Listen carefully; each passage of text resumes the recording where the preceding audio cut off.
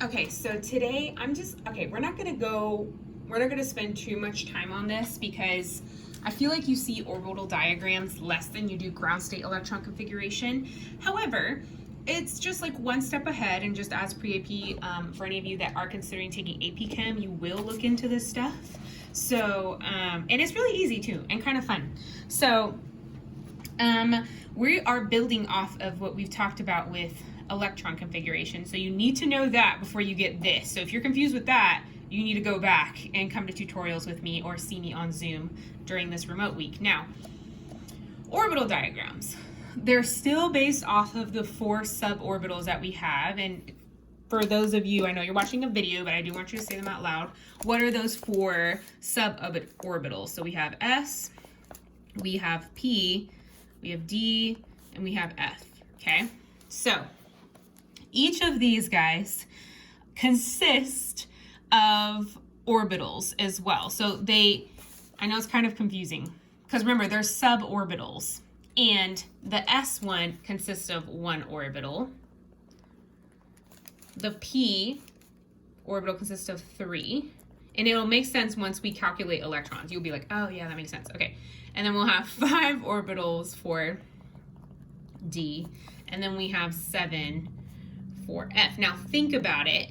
In each of these orbitals, there can be 2 electrons. Kind of sound familiar? So if 2 electrons go in each orbital, how many maximum electrons can the S suborbital have? 2 electrons. And that is consistent with what we've been learning, right? P, what's 3 times 2?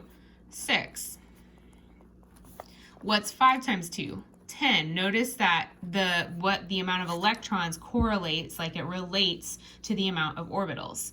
7 times 2, 14. And these are each the amount of electrons that can be in each of these suborbitals. These are how many orbitals there are in each of them, okay? And again, it's a difficult concept. I'll see if I can find like a good video because it's hard for us to see because you need to see it kind of in 3D for it to kind of make sense. But point being, just know how you need to know this to know how many lines you need to draw in your orbital diagram. So that's why it's important. Notice that 1s has 1 line because each line represents an orbital. Okay. And notice how 1s has 1, the P has 3, the D has 5. So that's why you need to know that for this, okay? That's all I care about you knowing right now, okay? And then with the arrows, depending on the element, we draw arrows to represent the electrons. Okay? Now, notice how they go in opposite directions because it reflects a principle that we're going to also talk about today. But each arrow, like if it's going up, it reflects 1 spin. If it's going down, it reflects another spin. Because remember, electrons are constantly moving, right? And so we have to kind of approximate like where are they moving and how are they moving. And so they're spinning. And so typically, like, yes, it would be 2 arrows like this, but the shorthand, they just draw like half an arrow to symbolize that. Just an FYI, you'll see it both ways. Okay, so how do we draw them? These are the steps I wrote out for you. So my easiest way to do it, even though you don't have to, the further you get into chemistry, for those of you that will, the more you will realize that you don't need to write the normal electron configuration first. But I'm going to say write it because it'll make your life easier. Then you just draw the correct amount of orbitals and then follow the 3 principles when you're drawing. Now, so for example, nitrogen.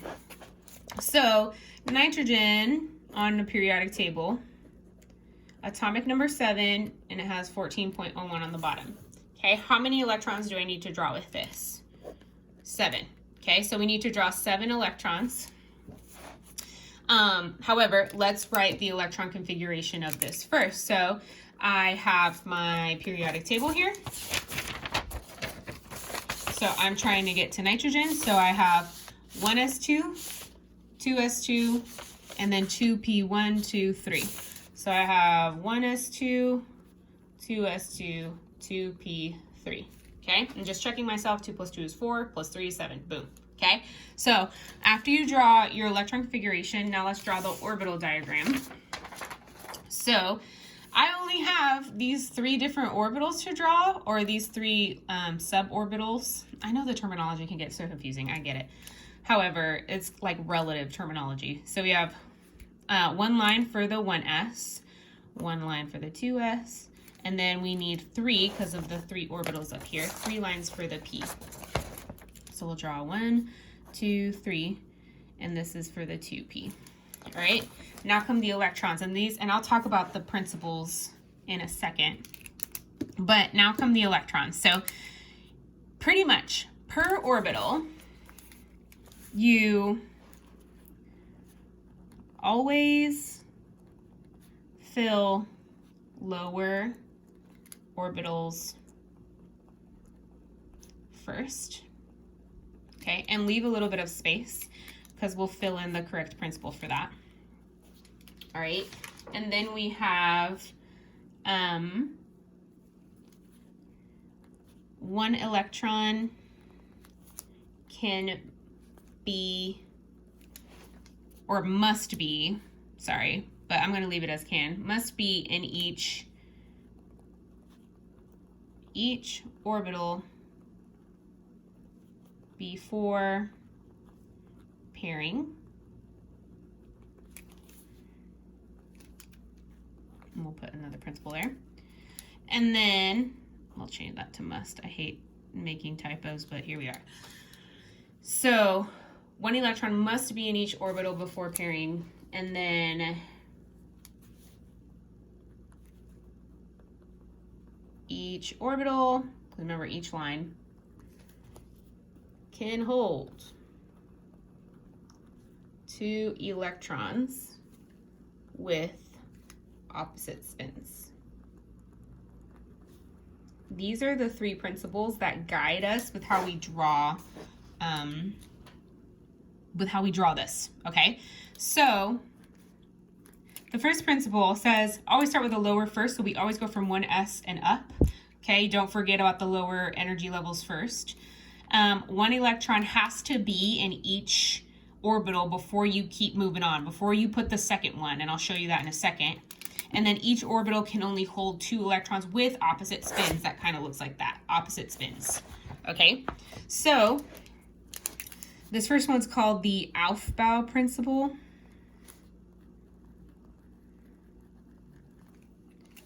This is called Hund's rule, and these were 3 old dead guys that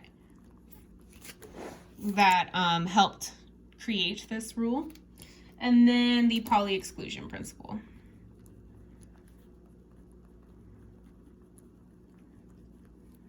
Okay. All right, so following that, you start, so if I only have 1 line, I only have 1 orbital, you can go ahead and pair your 2 arrows in opposite spins. So we'll start, we have to get to 7.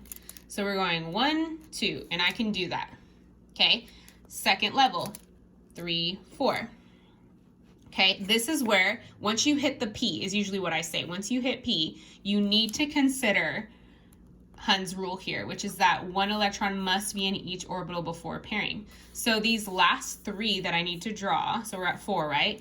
I'm going to draw it like 1, 2, 3. Do not pair it before moving on, okay? It is simply Hund's rule because of how these electrons work in their orbitals, okay? So this would be the correct diagram. Notice I drew a total of 7 electrons, and we drew the correct amount of orbitals, and that's it, guys. That's literally all it is. Now, let's try another one, if that didn't make too much sense to you.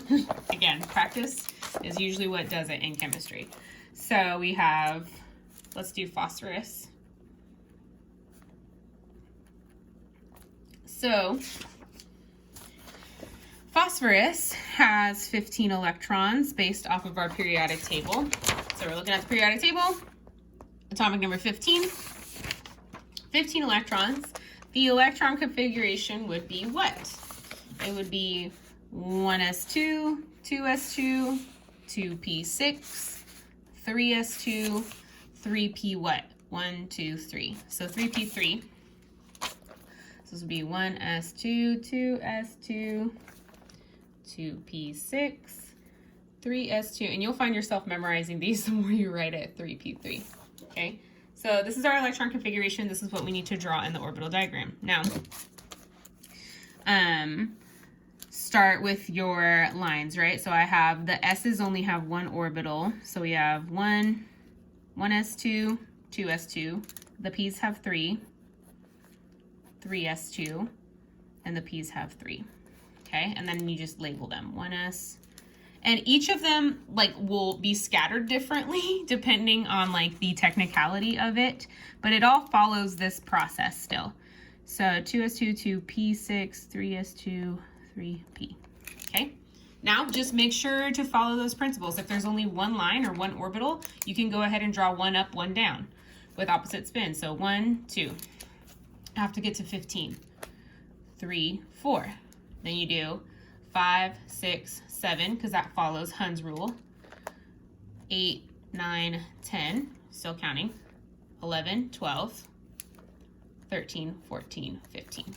Okay, so what counts, what matters the most, and we're a multiple choice question, if there were to be one on it, would get you is in this part right here. If you were to mess up and double them up before you put them in each orbital first, you have to follow Hund's rule, okay?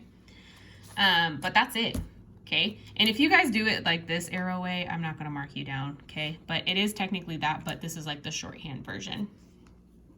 The proper way of drawing arrows, I guess. We can do one more here. Let's do oxygen.